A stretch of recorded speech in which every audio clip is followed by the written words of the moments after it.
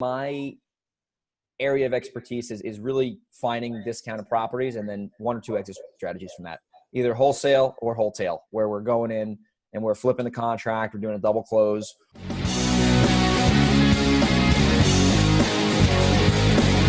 Real Estate Investing Profits presents Profit Masters with your host, world-renowned real estate coach and investor, Corey Boatwright.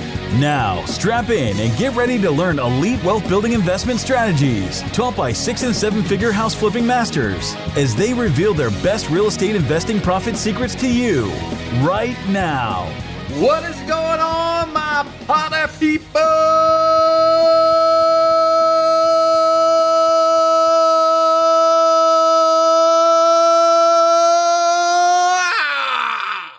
My name is Corey Boatwright. I am your host and founder of Real Estate Investing Profit Masters. I hope you're having a phenomenal day today. Have some fun, get y'all riled up. Got to break the norm, man. You got to break the cycle, break the state of what we get in sometimes, and get ready to learn, get ready to absorb. And I'm bringing you just an awesome dude, awesome guy. I really got a chance to know Greg Helbeck. That's our guest today, and he's using a genealogist to do some really interesting things. I think you're going to love this angle, and he is someone that is young and just crushing it right now and working virtually, traveling. I mean, the guy has really got some cool things to share with you and really becoming a good friend of mine. I've done some deals with him as well. So, and they went well. A lot of respect for the guy. So make sure you check it out, take notes. Or just listen and absorb as best as you absolutely can. Also, if you haven't downloaded the Ultimate Real Estate Investing Quick Start Guide, why not? If you haven't, just go ahead and text the word profit to 38470, and auto-magically it will be sent to you in a link. You can download it, and we've had a lot of success of thousands of people of downloading it. And lots of value there, we're told. So appreciate that. And we're going to be redoing a bunch of new learning tools and action tools. And I think you're going to love that. So stay tuned for that. Also, if you're interested in wholesale coaching, we do over 100 deals a year in the greater OKC area. I also work with a few JV partners around the country. And I'd love to talk with you, see if we're a good fit, whether you've done one deal or a couple deals or you're scaling. I asked you a couple questions by going to Corey's Coaching, CORYS coaching.com. Fill out, watch a quick 2-minute video and answer a couple questions. I think you'll get a way that we can determine if we're a good fit or not, right? So without any further ado, here you go, Mr. Greg Helbeck. What is going on? I am here with Mr. Greg Helbeck. Greg, you there? I'm here. What's going on, Mr. Boatwright? How you doing? What's going on? I am pumped, man. Mr. Greg Helbeck, you are very impressive, and I'm excited to have everyone that is listening right now learn more about you, learn more what you're doing with real estate investing. I think it's very interesting on how you're positioning yourself, so we're going to get right into it. So thanks for taking the time, man. I really appreciate you. No problem, man. I'm really happy to be on the show because I've probably listened to every single episode that you've recorded up to this one. So it's cool to be a guest on the show that I really enjoy. I love it, man. I love it. It's awesome. Okay, so let us know what is the area investing right now that would you consider your expertise? I know you're doing virtual investing. I know you're doing quite a few different things right now. And you and I are actually working on a deal together. We are at the moment in good old Dallas. Yeah. So I got started about 3.5 years ago. I would say my area of expertise is really finding discounted properties and then one or two exit strategies from that, either wholesale or wholetail, where we're going in and we're flipping the contract, we're doing a double close, or we're taking the property down, usually with our own cash, sometimes private money or hard money, depending on where we're buying. And then we're either making it financeable, selling it to a retail buyer, or we're going to sell it to a cash buyer on the MLS at a way higher margin than we probably would find on our buyer's list, because in the markets that we're buying in, people are just, they want properties like no other. So that's our two strategies. I prefer to take them down now, but I still will assign them depending on the property and the situation. Okay. Where are you investing right now too? Yeah. So it's a little confusing. So I'm living in San Diego. Moved here back in July. So I'm doing everything virtually. I'm investing in the Hudson Valley region of New York. So that's primarily Orange County, Rockland County, Westchester County. The farthest over to the east that you can be. Like, you're in the that's crazy. 3 time zones away. And then I'm also investing in the Dallas area too. And we've done a few properties in Austin, but mostly Dallas. So those are my 2 markets that I'm concentrated in. And everyone's always like, well, why don't you buy it in San Diego? And I'm like, well, why reinvent the wheel? I have these markets that are working well right now. And I want to just stay in my lane, focus on what's working. And hey, if I get an opportunity in San Diego, I'm not going to say no to it, but I'm a big believer in focus. Right. And that's what I've really been up to over the last, 3.5 years in New York, and then Dallas Fort Worth. We've been hitting that market hard for the last year and a half. Wow, man. I mean, it's impressive. Can we tell you what your age is, man? It's so amazing. I'm 23. I'm going to be 23. Oh my gosh, man. 23 years old. I have to know, what made you want to get involved with real estate investing? Yeah, no, great question. So I got into this business. I was playing competitive hockey when I was 20 years old. I was 18, 19, 20. And I wanted to play in the NHL, true story. And I gave it my all. I had that fire in my belly, and I worked like a dog, and I just wasn't good enough. And I was getting really old, and I was getting old from a hockey perspective, and I got to a situation where I gave it my all. I went farther than I thought I was going to be able to get to. And I ended up getting cut, and I had to, kind of embrace reality and realize that dream was over. So I went back, moved to my parents' house, and I was like, man, I need to do something to make money. I didn't know what I wanted to do. I was going to community college, and this real estate seminar came to town. And I always knew real estate was a vehicle where you can kind of, the average man has a legitimate shot at becoming wealthy. Right. And, I actually learned that from Matt Terrio from his podcast, Epic Real Estate. That's how I got started too. Love Matt. I went to this event. Yeah, great guy. And this event, seminar, and joined this, $2,000 program. Wasn't this big crazy thing. And, learned the foundation, and then kind of went out and started taking a lot of action, putting out banner signs. I had no capital whatsoever. I was completely broke. And I just kind of was scrapping, getting leads, making mistakes. And then after 9 months, a mutual friend of ours, Dave Brown, and I did a deal together. And that was eye-opening, because I realized you can make some money in this business, because I was so used to not making money for 9 months. And then after that, I started understanding how to wholesale, and, I got a good buyer's list, and I wholesaled a couple deals. And then after I did a few deals, I understood marketing, and I started getting more consistent with that. And then it just kind of grew from there. And I wanted to jump into Texas, because, that was a couple years. And then I jumped into Dallas, because in New York, it's a little trickier with some of the attorneys and stuff. So I wanted to kind of diversify my company and be in 2 areas. So that's kind of how I got started, man. I was, kind of lost, and I had no plans on being in this business. When I was a little kid, I was into building houses, and I just kind of jumped into it. That's awesome, man. Well, who was one of your big influences? You said Matt Terrio. Who else? So there's Matt Terrio, Dave Brown, Larry Friedman, Frank Sanchez at SDF Capital. Those guys have Billy Alvaro in Long Island. My goodness. Billy. Oh, all those guys. I mean, holy cow. He says great things about you, by the way. He's the man. He's a fan. Yeah. Billy, John Martinez, so many guys. Everyone, anyone I meet, I'm trying to, learn from, and I'm trying to provide them value at the same time. So a lot of those guys have really helped me, kind of grow and evolve. And a lot of these podcasts, Sean Terry, Ken Clothier, all these guys, I've learned something from everybody. Yeah. And I'm grateful for all those opportunities, for sure. That's awesome, man. I appreciate you saying that. And I know those listening appreciate you saying that about them as well. Matt's somebody that was in our mastermind for a little bit. He has a mastermind, just a powerhouse of an investor, and the way he thinks and positions is really great. Billy Alvaro in New York, just a hustler, man, but just smart as heck on how he's been on the show as well. We've had Matt on the show. I mean, but there's been great guests that you mentioned on there. You mentioned that you had a breaking point with hockey. Yeah. Did you ever have any situation with a breaking point with making money, or was it just, it's just something that you didn't have other job, you didn't work like a waiter somewhere or anything else? Did you come right from hockey because you're putting so much into it and then go right into just real estate investing? Yeah. So actually, I'm glad you brought that up, because in between those 2 points, I think the last official job I had was I was a cart boy at a golf course, and I was 19. And I remember, it's funny, I remember all the wealthy guys would golf, and I always wanted to be wealthy ever since I was a little kid. Like it was always that. I thought hockey would get me there, but real estate's getting me there now. And I remember like I was washing their clubs and they give me a tip and it was good. And I'm just like thinking to myself, man, I want to change my financial position so I can be one of these guys golfing on the weekends, right, with my clients and raising capital for big commercial deals. And like, I always just kind of knew like I was going to get wealthy and I was going to do it like for the right reasons. Number one, not just Right. money, right? Yeah. And I don't know. I just never liked having to worry about money. Like I've always, for me, money is like freedom, right? So I didn't grow up poor. I didn't grow up rich. I grew up in the middle, like most people.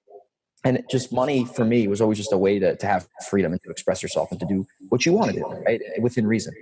So I think definitely having some like low end jobs, cart boy, and I used to deliver pizzas back in high school and stuff like that. I was a lifeguard, typical like dude jobs when you're like younger, and just kind of like do it. And then as I started entrepreneuring, when I wasn't making money in real estate, I was going out and buying stuff at garage sales for like $1, flipping on eBay for 15, selling my sister's DVDs in the house, like just scrapping, man. Dude, I was scrapping. And I got it, man. Yeah.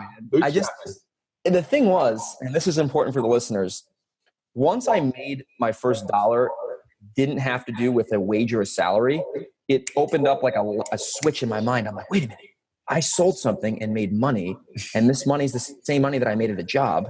So now I can just do that again. And it's like this weird thing. And you're like, holy cow, like this actually works. Like you can make money by providing value in the market. And it just was like a light bulb went off for me. And then ever since then, I'm just like, how do I keep doing this? And how do I systematize this? Man, that's powerful. What's one of your big real estate challenges? I know you're 23 now, so asking that seems crazy, but it's also not the distance. I've had a lot, yeah. Where you've been, because I know you've been going through quite a few things. Yeah. But I know some investors at 50, 60 years old, they're like, "What have you went through?" But you've actually went through some different ups and downs, and I've also heard from others, and you and I have conversations that you don't like just the top surface stuff. You actually get really deep on complicated deals. In fact, the more warts that are on the deal, you kind of get excited about it. I love that stuff. And because that's where the gold is. Yeah. What's one of your big real estate challenges, and how did you get through it, Greg? Yeah. So my big challenge, and it's really obviously, so I'm young. So like, I'm not going to say like, oh, like I did not go through the last market cycle. I have a lot of mistakes that I will make. I have a lot to learn, I don't know much. Right. But at the end of the day, like looking back from when I started to where I am now, one of my big challenges was really understanding like cash flow, because I would kind of run out of money a lot in this business, and I would make a lot of mistakes like marketing and just like screwing up stuff that would cost me money. It wasn't like I was going to lose my house to foreclosure because I was living with my parents, right? I was 20, right? But like I just made a lot of mistakes marketing, and I did not know what I didn't know. And that impacted me financially because I couldn't I had a place to sleep, I had a roof over my head, but I really couldn't do much. Like I had really no capital and I had no job. So I was going and selling stuff at garage sales to like eat. But really when it comes to the real estate stuff, it was the marketing that I struggled with. I didn't know how to do direct marketing. I didn't know how to, I didn't understand, like if you put in $1, you should get 3 or 4 out. I just was like, I'm going to just handwrite letters and see what happens. Right. And I think a lot of it too was like, because I was very young and like my identity, I was still trying to build my identity. And I think everyone's going to they're going to build their identity their whole life. I was just starting out, and everyone, including like people close to me, they really gave me a tough time in the beginning. They did not think that I could do this because I was never really the smartest kid in the room. I'm a little, I'm kind of outgoing. Like I'm a pretty serious person when it comes to business, but like I'm kind of like a goofball. Right. And like people just didn't they didn't understand like what I was trying to do. And then I would have this self-doubt come back to me like a self-fulfilling prophecy. And then I would doubt myself. I wouldn't think I was good enough, and then that would impact the way I would want to take action. Mm-hmm. And it would I'd go through these like big swings of like, are you good enough? Are you not good enough? Is this for you? Does this market work? And there was a lot of like internal stuff. And like, people thinking like, oh, you're still trying that real estate thing. Oh, well, you're 20 years old. You can't buy a house. And just getting laughed at and like just small stuff like that. But it really kind of did impact me. Right. And I think just getting through that and like really kind of just believing in myself and keeping the promises that I make to myself that are controllable, that are positive, and like overcoming those obstacles. And obviously there'll be more to come in the future. But really, it was just getting into this business at a young age, having to overcome a lot of those obstacles with, you can't do that, you're too young. And then if you combine that with the marketing mistakes and me losing money and just not making a dollar really for like 9 months straight, and like having to live on like $1,000 in my bank, which wasn't terrible because I didn't have a house to live in. But just a lot of that, like in the beginning, and I think it definitely would have been tougher if I was older with like a wife and kids, and then you have like your job you hate and stuff. But I would say that those were some of the real like struggles in the beginning. Those are some of the struggles. It sounds like with a lot of it mental mindset. I want to get just a little bit deeper on the real estate specific. What's one thing that you can think of, a house or property that you dealt with that you had to really have a challenge with it in order to get that thing to closing? Yeah. Oh my God. I know there's more than one. Oh my God. I'm just trying to think of some of these properties we've done. Okay. Here's one. So here's a deal where this was actually in Texas. We tied up a property. It was a really smoking good deal, like on the surface, like kind of one of those lucky bounces, and I was like, oh my God, like we're going to make we made $30,000. We had a $30,000 assignment lined up. And postcard, how'd the lead come in? Cold call. It was a title issue deal. It was one of those deals with warts that you said earlier. It was one of those hairy properties. It was like fire damage, and it was like just completely shot. There was I looked through the county records, and there was like an order to demo like notice. So the thing was like a ticking time bomb basically. And anyway, so got this thing tied up, and this was my first ever like real virtual deal. So, and I needed the money at the time. Like I really like still wasn't doing that great. So I was like, if I didn't like make this, $15K because I split the deal, like that would have really kind of impacted me because I would have wanted to move to San Diego. So I had a lot of emotion tied into this deal. Yeah. And you were splitting it because you have a partner, a JV cash partner and boots on the ground in these different areas that you work with. Yeah. And you guys basically have a relationship where you're finding the deals, then they find the buyers, you guys split the profits. Beautiful. Yeah, exactly. Yeah, it works. Yeah. So this was like the first time I've done this, like the first deal. And the basically it had title issues because the seller basically got divorced, and the ex-husband had to like sign off on the paperwork. And at the same time, if this wasn't done in a timely fashion, the city of Dallas was going to demolish the building.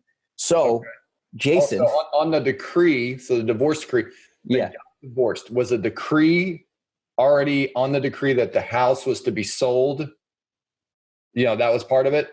Yeah. Okay. So basically, like the ex-spouse had to sign off, and then obviously, sign off, and because we only had one signature, and we had to get the other signature.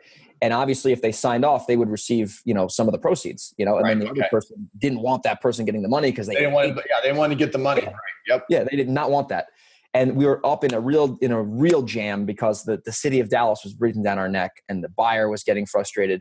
And this was my first ever virtual deal. So I'm like in New York, like, go ahead. Yeah. Okay. So just to cut, I'm trying to follow the timeline. It was also a demo property, you said. Yeah. Okay. Yeah. Keep going. So now the city of Dallas is like, we're going to knock this down if you guys don't do something. So basically, we tried a bunch of different creative ideas. So the first idea was that the guy was a senior citizen, and he needed his ID to meet the mobile notary outside. Okay. So the ex-wife didn't want to give him the ID because she knew that if she gave him the ID, that he was going to turn around and sell the house, and then it was going to be a whole mess. So he didn't have his own ID? No, she had his ID with him because she wouldn't let him. She wouldn't give it to him because she knew that he was up to something no good. It was crazy. So literally the siblings, because there was a lot of people involved in this, the siblings tried to trick the ex-wife. This was not our idea. This was the siblings' idea. They tried to trick the ex-wife by giving the guy his ID to get the senior discount at the movies so he could go out of the house, sign the HUD, and we would do the deal. Oh my God. And I'm like, they're saying that siblings are saying, give him his ID so he can go get a movie discount. Senior discount. Yes. Yeah. True story. Unbelievable story. And so like that doesn't work. I'm in New York, and I'm like, oh my God, like there's nothing I can physically do here. I cannot just get on a plane and go to Dallas. Like I could, but why do that? Virtual. And so me and Jason are just on the phone. We're like, oh man, like what are we going to do? So at the end of the day, we had to, like, this is getting down to the wire. Jason goes down to the city of Dallas, like the what's it called? The docket session, convinces the guy who's in charge of the building department to hold off the demo for another 2 weeks, We got an attorney involved. The attorney contacted the city of Dallas and like stalled the demo. So then we had to go back and I had to skip trace the ex-wife's number, who was the one who was giving all the objections for the guy to sign off. Cold called her. She said, as long as we get some money, I'll sign, or I'll let him sign, because she wasn't even the person. Wow. And then at the same time, didn't want him to sign because she didn't think she was going to get him money. Exactly. Okay. Yeah. So it was a whole emotional mess.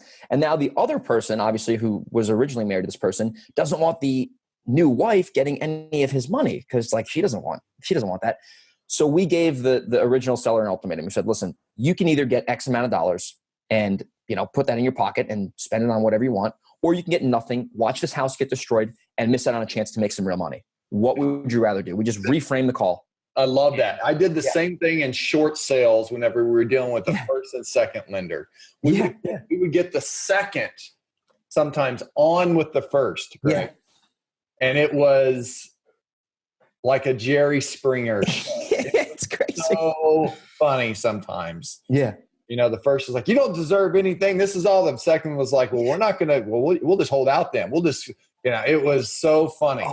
But ultimately it was get a little piece of a bigger pie, right?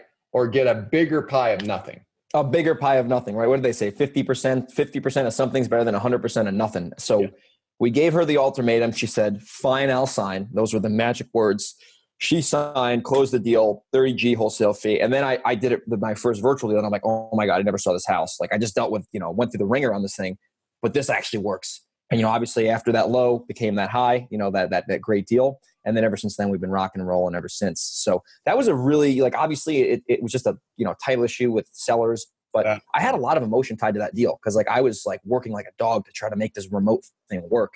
And that was a big paycheck for me. Like that was a big check for me to prove my concept, because I just kind of started doing this on January 1st, 2018. And I was like, hope this works, and I bet you're like, when she said fine, I'll sign, you're like, I should have took some laps around my house in my underwear or something.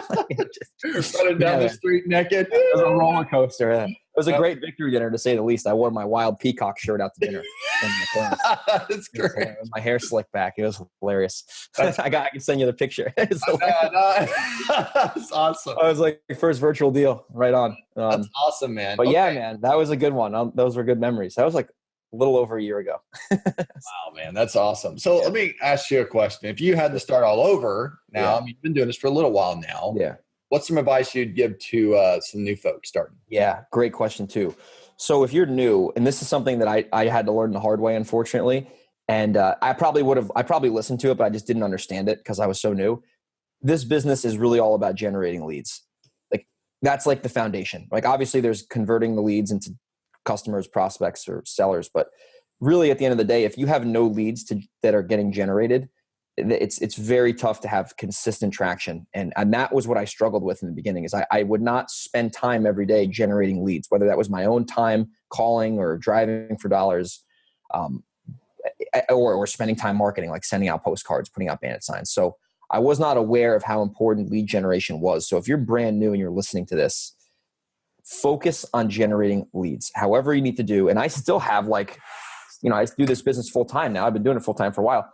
I still have how many leads did I generate today? And that gets tracked, because the leads come down, the more leads you generate, the more offers you make. The more offers you make, the more contracts get accepted. The more contracts get accepted, the more contracts close. The more contracts close, the more your business grows. That kind of rhymed a little bit, but it all comes down to lead generation, right? And if we're having a bad month, the root cause of that is usually there's not enough leads generated, or the leads are not getting handled properly. And I'm super, super aware of that, no matter what, whether it's single family or if I want to get into commercial, whatever. It comes down to leads, right? You can get a lead on the MLS, the lead, you make an offer, but it comes down to getting those leads to make offers on.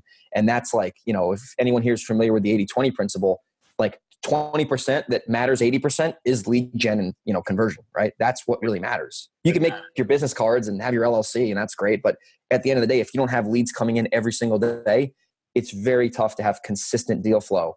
And that's something that I struggled with heavily in the beginning, was the consistent deal flow thing. I just didn't understand it, right? And I think I had to go through not making money for a while to realize how important that was. And now I'm on it like a hawk, leads, how many offers, What are the contracts? What's the pipeline look like? What do I need to do next to get this closed? Who do I need to call? And I'm just on that because it's so important.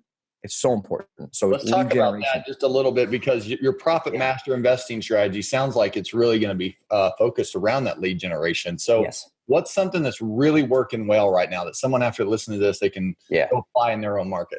Oh, I love it. This is so going after people who are on multiple lists, stacking lists, right? That's the thing. And there's so many ways you can do it, but basically it's identifying people who are on more than one list and then finding the best way to get in touch with them, right? For me, I think if you're going after people, I call them hairy deals with hair on them.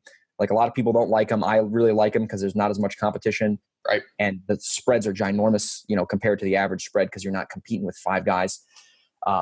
And basically my strategy with these hairy deals is I like to call them or text them, because I want to know immediately, if I have their number or the heirs number, depending on the situation, I want to know right away, can I solve your problem? I can send them a letter. A lot of the times they're going to get the letter, they're going to throw it out, right? Sometimes they'll call, right? But direct mails. Without obviously you're not an attorney and all this stuff, but have you, obviously you're probably taking a risk, right? Like, they didn't say you could text them. They didn't say you could call them. How are you dealing with that? Yeah. So on the really hairy deals, like the properties that are oh my God, I've hired genealogists 6+ times now to get deals done. Like, the deal I closed on yesterday, I had to get a genealogist involved to close it because there was too many title issues. Because it was worth it. We made $40,000 buying a property and wholetailing it. And if I didn't get the genealogist involved, we would have made $0. So I think that term genealogist is a little different. Can you explain that to it's not something you hear every day? Yeah. So a genealogist is basically somebody who is an expert in family trees and who is related to who. Because when you run into a lot of these deals where you're at a pretty much at a standstill, right? The genealogist will tell you who is next in line to inherit that property. And this is a lot of stuff I've actually learned from Larry Higgins. I forgot to mention him earlier. Guy's one of my best friends in the world, and he's right? So much. Skip Cheney, great dude. Yep. Yeah. Oh yeah. So Larry taught me a lot about this. So the genealogist basically identifies who is related to the person you're trying to find. So who are their brothers, who are their siblings, this, that. So I hired a genealogist. We got a deal closed yesterday, right? But really, to answer your question in terms of the legal side, I'm not an attorney, but these people I'm so targeted with who I'm trying to get in touch with. I'm not putting them in an auto dialer. I'm not putting them in an auto text software for these types of leads, because they're so hard to get in touch with to begin with. I'm just using my personal cell phone. I had a caller calling for me and he was using CallRail, but I'm using my personal cell phone and I'm just sending them one-off stuff, one-off call, one-off text. It's not automated, because they're so hard to get in touch with, or they're so surprised you got in touch with them because they're like, how the hell did you know I own this house? So you're not using smartphone and Podio. You're not using, you're just using your own phone. Not for these leads, not for the hairy ones. The hairy ones, I treat them like another world, because it usually takes a long time to get in touch with these people. Okay. Yeah. It's just a lot of methodical, okay, this didn't work. What do you got to do there? It's a lot of the if this, then that. So with those types of leads, and this is my little, profit master strategy, those types of people, I'm just using a cell phone, calling, texting. If I can't get in touch with that person directly, I'll skip trace their heir or their relatives and I'll reach out to them. And I just basically say, listen, don't know if this is the right number or not. I have no clue. I assume nothing, because I really don't know until they tell me. And I say, my name's Greg. I'm not sure if you own XYZ street. I'd be interested in making an offer. I wanted to see if you'd be open to selling. That's it. And it's either a text message or I just call, that's my pitch. And then bam, it's either going to say yes or no. A lot of the times this is the gold. When they say, I didn't even think I was able to sell that thing. I thought the bank took it. All I'm thinking in my head is, holy cow, we're going to solve a big problem right now. And they automatically didn't even think they owned the property anymore. They had no idea they even owned it. And now, that's a whole nother can of worms, because now you have to build a lot of trust and credibility with them and show them that they own it. And that's a whole nother, topic. Right. But those deals, I'm telling you, when you can identify those deals and you can get those things locked up, major money on these properties. Big dollars, because you're basically uncovering gold. Gold, exactly. And if you're new to this business, that is a big water. Jeez, dude, that's a huge water. I drink water. I drink a lot of water. Did you climb up a beanstalk to get that water, dude? Yeah, I did. It's huge. I got it at the store. This is. You see this? Yeah, it's nice. Death Wish Coffee Co. Oh man, it's It's good stuff. I use mushroom coffee too, but I drink a lot of water too. Man, that is a massive mug. Big one. It's a big one. Yeah, I drink a bunch of these a day. So I'm always in and out of the restroom at the office. Yeah. In and out. It's like a revolving. Or on airplanes. My goodness, I have to sit on the aisle seat. I have to. Or else, hilarious. That's like my non-negotiable. But anyway, with the deals, these are they're. It's not a volume game with these deals. Like to do 10 of these a month, you'd lose your mind. But you get 1 or 2 of these a month on top of some other stuff I'm doing, like direct marketing, bandit signs. You really can increase your profit margins. And they're hairy. They're really time consuming. It's tough to scale. But if you can incorporate even one every other month, right? Or you take a lot of these leads are going to come from your return mail, believe it or not, because those postcards are vacant. The postcards say deceased on them. The postcards say undeliverable. Yep. And obviously there's still a house there. So that's a great way to get into some of these files is by using your return mail. And going deep with the going deep versus going wide. And I still like going wide because I like leads just coming to me like off a silver platter. But at the same time, I like to offset my cost per acquisition with doing a lot of this hairy stuff with the skip tracing to make You're smart on this too. Whenever those leads come in, you send them over to a service like, Skip Genie or wherever else that you're using for skip tracing. Is the skip tracing the genealogist essentially? Is that what you're referencing there, or do you have someone specific as a genealogist that you work with? So the skip tracing, you can send it away. You can send those postcards away, or you can just identify these yourself by just doing research and stuff. Yeah, there's softwares out there. Excel can do it. Yep. But then when there's a file that I cannot find out, I either can't find the owner. Like I know Joe Blow owns the property. I cannot find him on any. I have like 6 different skip trace databases I'll use. I can't find him on anything. Like he's not even on Google, not on Facebook. I'm just gonna why spend 4 hours of brain damage when you can hire an expert, which is an outside person. You got a Google genealogist. They're all over the place. Call them up, say, hey, this is what I got going on. Can you help me? So the genealogist gets hired pretty much as a last resort. And the thing is, there's got to be enough upside in that. There's got to be enough potential upside in that property to, basically be worth hiring a genealogist. Like they're not too expensive. They're probably maybe $200 or whatever. But that property needs to be identified as like, hey, if I get a genealogist involved and I get in touch with this random stranger, like there's got to be a pretty good chance they're going to either be open to my message or at least be the right person I should have talked to. Because we've done this. Talk to that genealogist about that. So you set up that conversation. So curious, hiring a genealogist is actually something that's a little unknown. A lot of folks just get the skip tracing and they blast out. They have calls or they do texting or whatever. They're trying to get a hold of them, but they don't actually take the next step, which some people do with a virtual assistant to find, uncover lead, but they don't hire a genealogist. Where did you go to hire a genealogist? Did you go to Google, Fiverr? Where did you? This is actually really funny. So the genealogist that I use now, I was skip tracing a property. This is like blew my mind when it happened. I was skip tracing a property in New York. It was a duplex I wanted to try to buy, and the thing was underwater. And I she told me it was underwater. I looked in the county records and I saw the list pending, and it was like going to get foreclosed. I'm like, okay, whatever. And I called this sister because I was trying to make an offer, and she was like, oh, it's underwater. Don't even waste your time. And she's like, by the way, like, do you ever need like help like finding people? And I'm just like, what? And she's like, oh, I used to be a genealogist for this huge oil company. And I'm like, no kidding. Yeah. And this is off a prospect, like, one of these probate properties I was trying to call. So I found her like out of chance. And I said, this happens to me all the time. And now that you called me, I'd love to, give you some work. So I found her from calling an actual prospect, trying to, identify a duplex I wanted to buy over in Port Jervis, New York. So the way it works then, you position, I'm guessing, that I will pay you if we close on the property. No, I just pay her. You just pay her. Okay. It's like $200. It's like, you know what? I don't even care. I'm like, you know what? Like, cause to me, it's like, what's 4 hours of anyone's time worth to go do all this to potentially get zero when you could pay someone $150 to $200 as just like an upfront fee.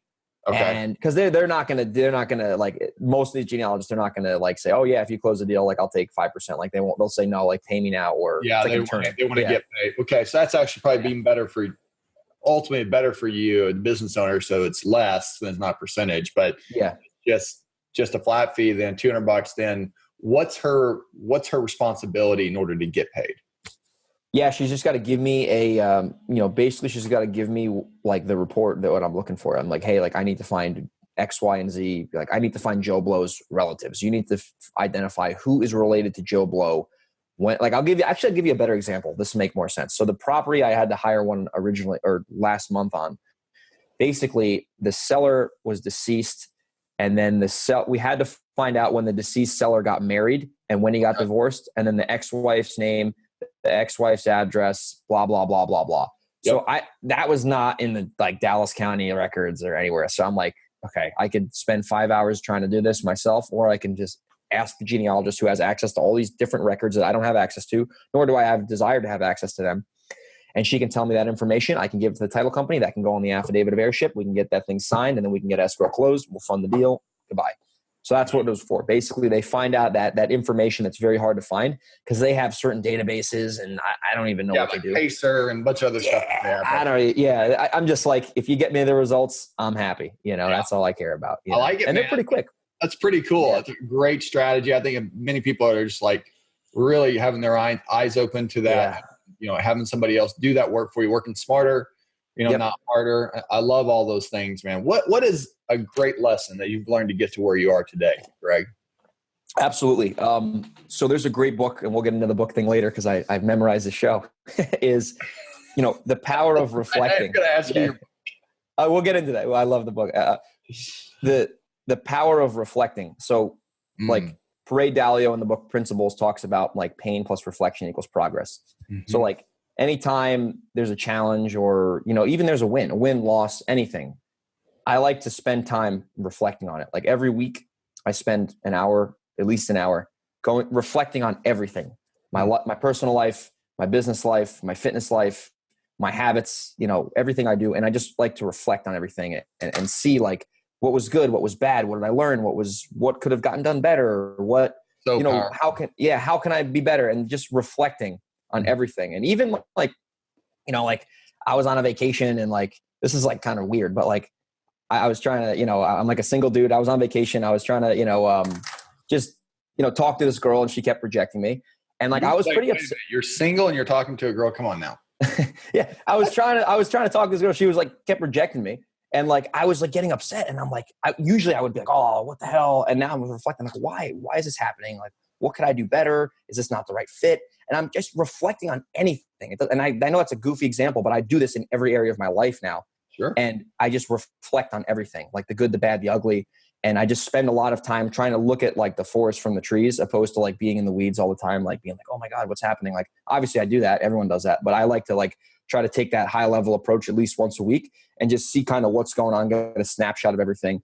So then it just gives me information to take the next best step on whatever I'm trying to do. Usually it's business. So like, we had a good week. Why? We had a bad week. Why? What can I do to fix this? What's the root issue of this? Like, why is this like that? What's the root cause? Right.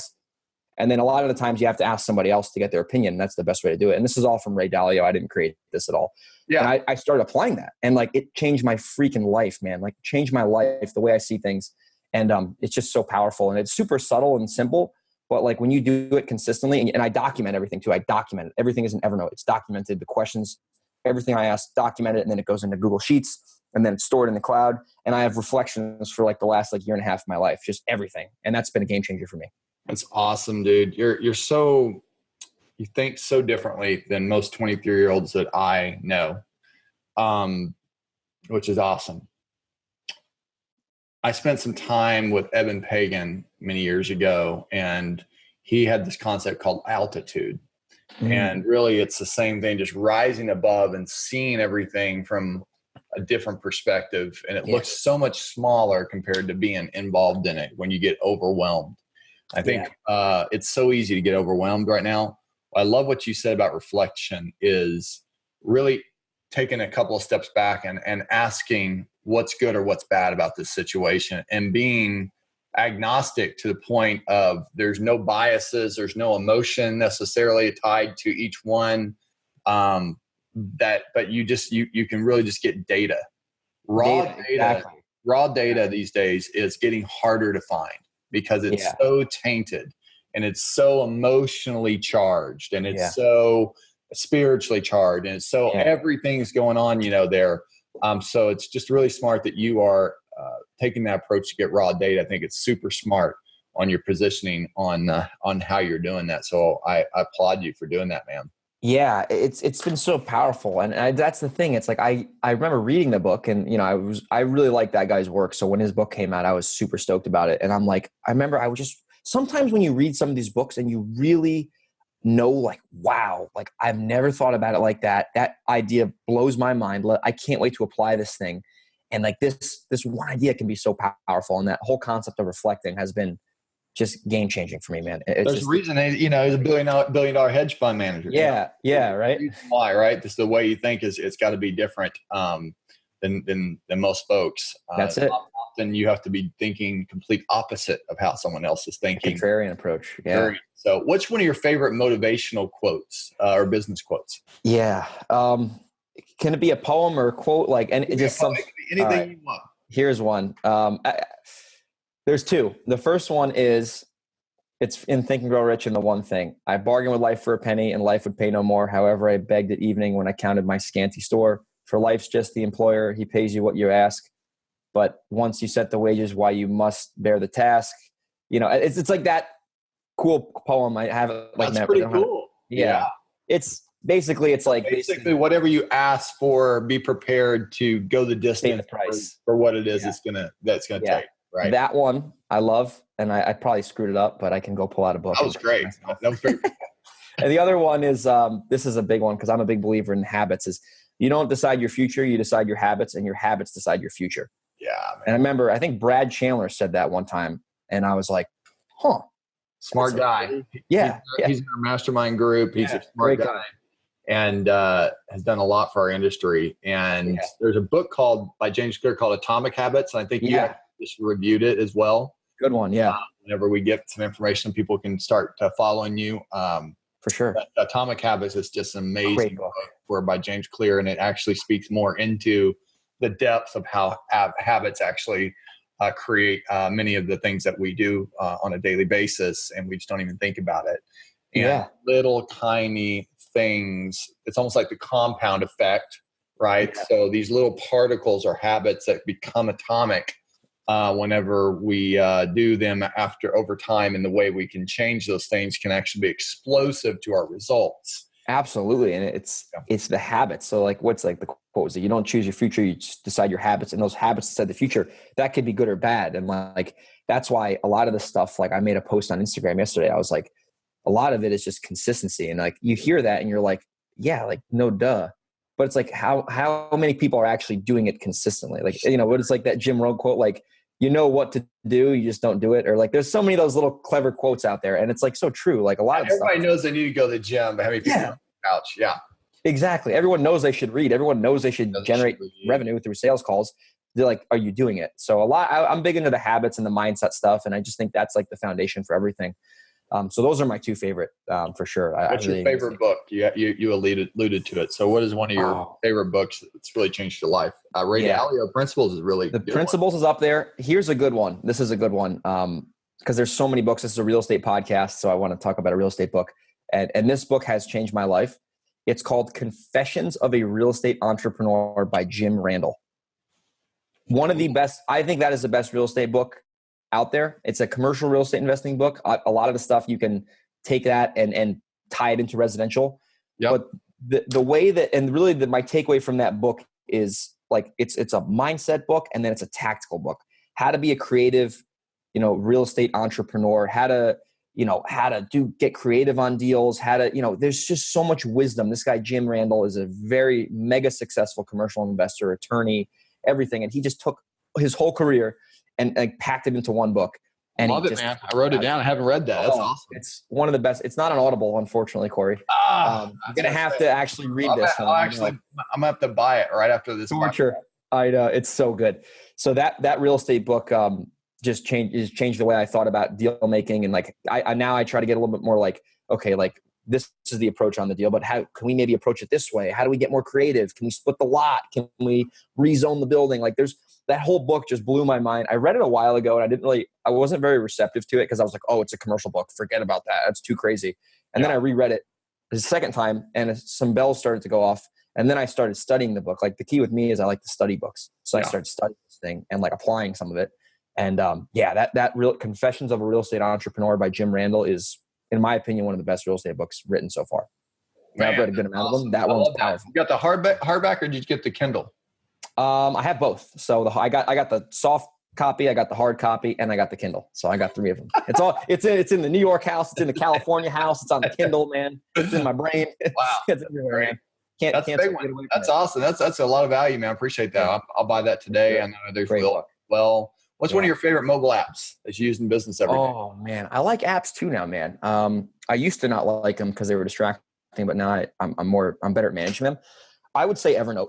If I had to boil it all down, Evernote. I use it every day, dude. The searchable tags in Evernote has been so huge. Do you use templates in there as well?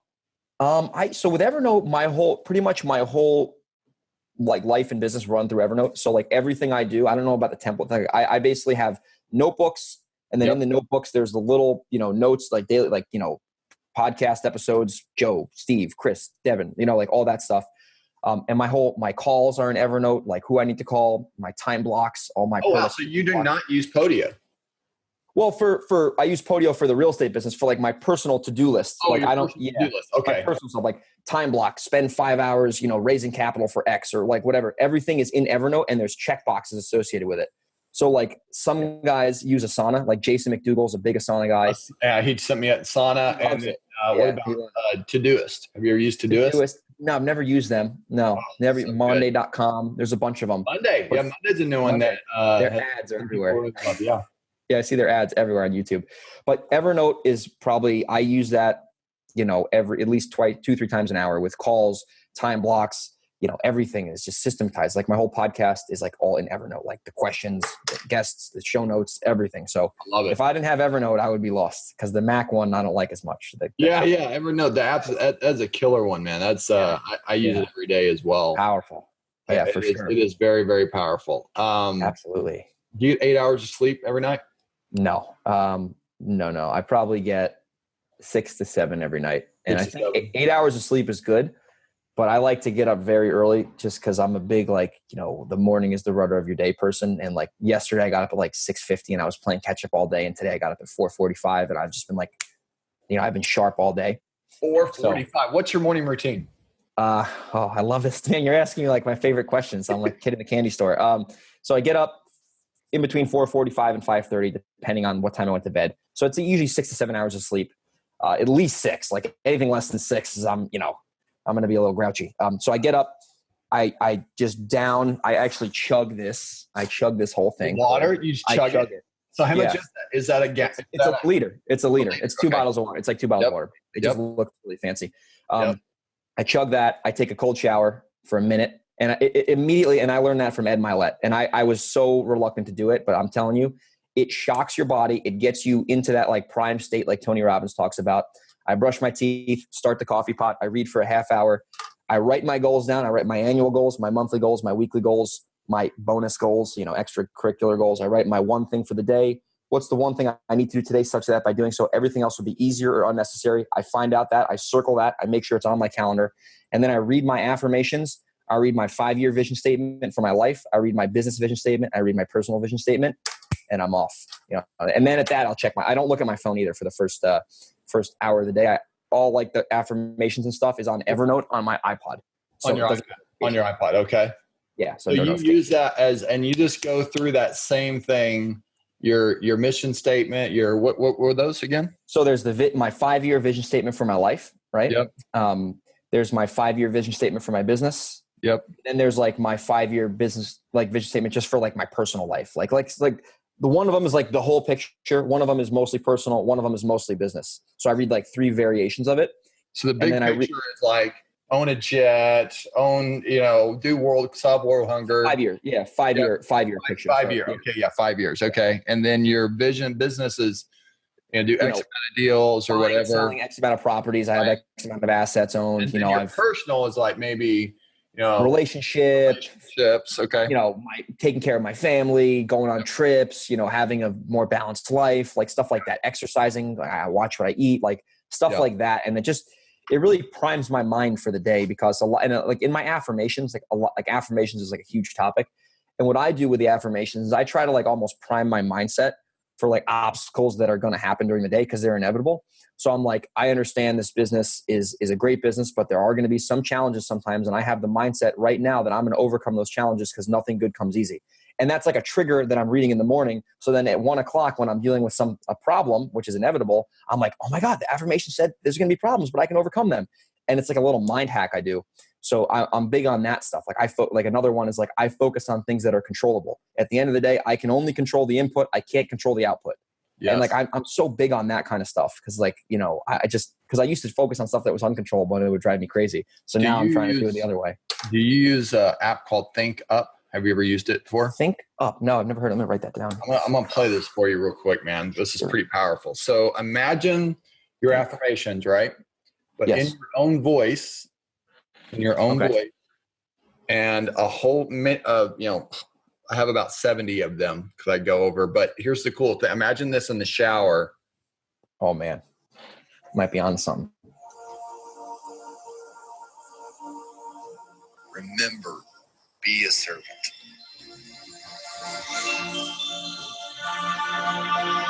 My success or failures do not define me. They grow me.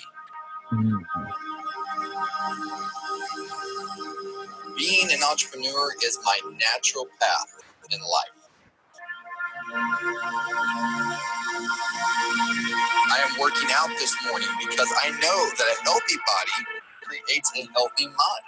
Oh my God, that's awesome, man. My capability and potential are endless. I am worthy of love. So these things, that is awesome, man. But you know, I feel like God's talking to you. And you can set the music. So, like for example, sharing my ideas can really impact other people's lives. So then I can go in, and that's a little kind of like that spa sound, but I can go in and change it to, let's say, achievement by this music. I am driven by passion and purpose. So you have water. You can do, you know. That's awesome. I got to download that app, man. Challenges bring opportunities. And then you can tag. So you can go in and you can create these tags for a playlist. Sure. You can see this, right? Anyway, you have to buy this app. This is extremely powerful. And it is going to just go right in line with how you're getting up in the morning, going through your 5-year and your vision, and spending that alone time a little there to get your mind right on the affirmations. But hearing you actually say these in your own words, and having them over and over and over and over again, listening that way. For me in the shower, it's great because I can hear it enough over the water that it's almost like it's flowing into me. Does that make sense? Yeah, no, I think that I was just listening to this through the computer audio and I'm like, oh my God, like that was like 10 seconds. And I was like, this is incredible. I think that's huge, man. Yeah. It's really been, it's really been powerful to be able to go through those, and you can create these different tags and all kinds of things in there. So I think you're going to love this app, and so I hope you definitely check it out. For sure. Yeah, totally, man. I like that a lot. Sean Terry, my business partner, guy I know, obviously everybody knows probably Sean from Finland, but we also are in the apartment deal together, two of them. He referenced this and says that it's been a game changer for him. So I highly recommend you check it out, man, and use it.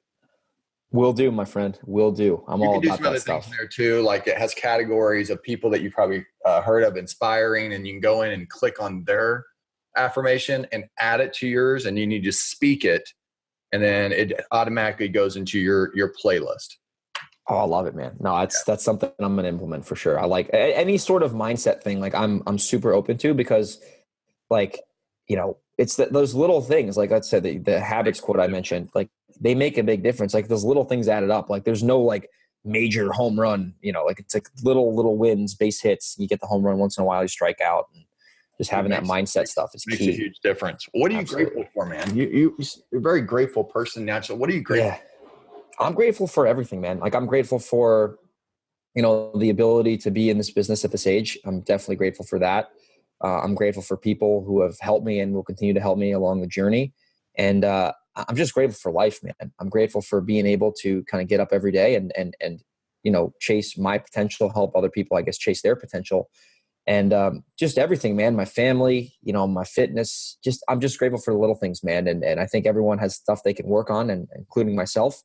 But at the end of the day, man, like I really think just being able to, I heard a good podcast the other day, and they were talking about David Osborne was actually on it, and he was like talking about like the definition of being wealthy, and it's like living in alignment with your values. And I'm grateful to be able to, put a good effort in every day to live in alignment with my values. Right. And Awesome. I'm grateful for everyone in my life. So that's probably the main powerful thing. Greg, man, you're so wise beyond your time, man. It's so powerful to hear it. And I'm grateful just to hear you say these things. How for you, man? I'm grateful for you. What brother. point would you recommend hiring a coach? How important has it been to your life? It's as soon as you can. I mean, learning from others is very important because, you don't have to reinvent the wheel in this business. And a lot of the times, especially if you're new, or even if you're not new, if you want to get to that next level, there's other people who have been there, done that, and they can help you. Like I talked about reflecting, that I do that personally, but you can have other people help you see the forest from the trees, and a coach can get you from where you are to where you want to be without a lot of that emotional baggage that comes with it, because their job is to help you. And a lot of the times, and this happens with everyone, but we almost get in our own way. Right. And like a coach can help you, a coach and mentor, they can help you kind of get out of your own way by paving the way for you, because they know, if you do X, you're going to get Y. So as soon as you can, I really do, it's a powerful thing. Yeah, it's awesome. If you summarize it, why do you do what you do? What gets you up in the morning? That's a good question. And I've heard it so much. Drive, man, but where's it come from? Man. Like what is this achievement thing so hockey was a part of it. Yeah, that was another turn in life. Now real estate, investing, success. What is this achievement? Where's the drive come from? Why do you get up in the morning? I think it comes from I'm starting to become a little bit more of like a spiritual person. And I just think I've always, I don't know, like this, I was born to do this. I don't know, I'm just super, I know, I guess I'm so driven to just chase my potential. Right. And my potential is not just making $1 billion, right? Like that could be a good financial goal, but just all areas of my life, squeeze all the juice I can out of everything I have, and just chase that potential, understand that, time is the only thing you have. So why not maximize the only thing that you have, and just be purposeful about everything you do. It doesn't have to be if you're don't want to be a business tycoon, that's fine. You could do what you want to do and make sure that, it's something that's going to make society a little bit better. But just, I'm grateful just for everything. And I want to be able to maximize my time and chase down my potential. Right. And be able to, just achieve everything that I want to achieve for the reasons I want to achieve them. And they're not all business things. But I just think at the end of the day, you get one shot at this, you got to chase your potential. You should chase your potential. It doesn't have to be a financial thing. I like, business and finances and stuff like that. But I'm just grateful. And I think, we're all here and we get one shot at this thing. So you might as well give it your best shot and get up every day and put your best foot forward. And I think God's tapping you on the shoulder, Greg. I think it's awesome that God's it seems like he's probably tapping you on the shoulder. And really, I think it's cool that, like you said, you're thinking more spiritual. I mean, at 23, it's interesting that perspective, even though you've been through a lot of things, the experiences that you have, right, over time kind of developed a lot of those perspectives, right? And wow, just being open to the fact that you are a vessel that God created for greatness is a really big thing to have awareness of, that many 23-year-olds can put a middle finger to you and say, screw that, I just want to go be hedonistic. I don't care about anybody else except me, about me. So it's beautiful, man, that you're open to having that awareness. And I think that if you really capitalize on that, I think that will actually be your bigger success because of how you are and how you want to help people and you get things done. The world needs so much of that and a lot less of people that say it's all about me. I can care less about you. So yeah. And that's the thing. And another thing too is like, I just think, you know, I'm a younger guy, and I think that right now, you know, and I, like I said, I'm not the smartest guy in the world. I'm not like, I was not born wealthy. I wasn't born poor. I kind of grew up in the middle. But I think especially with my demographic, and this is a big reason why I'm starting my podcast, is I think a lot of people were fed information that is not true or good or bad, but it's all that they know. And they don't think they can do anything else, especially younger people like me. And I was in a position where I really, like, I had no real risk when I got started in business. Like, I was 20 years old. I was broke. I wanted to start real estate. I discovered it's what I like to do. And, you know, being an entrepreneur is what I wanted to do. And now I think, you know, slowly but surely I'm able to give back some of that so far. Because I said, I've got a lot to learn. I'm very young, so I'm very careful on what I say, because like I'm very big on, like, you know, just checking your ego at the door and just keeping everything, you know, within limits. Like, just because you don't want to like pretend you know it all because you're 23, you don't, right?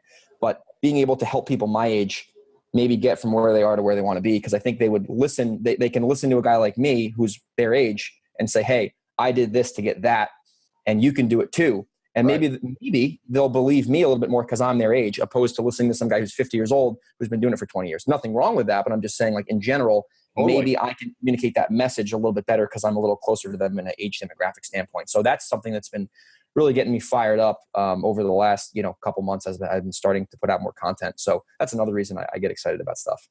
There's this other guy I just met at Colorado. His name's Dave Tupin.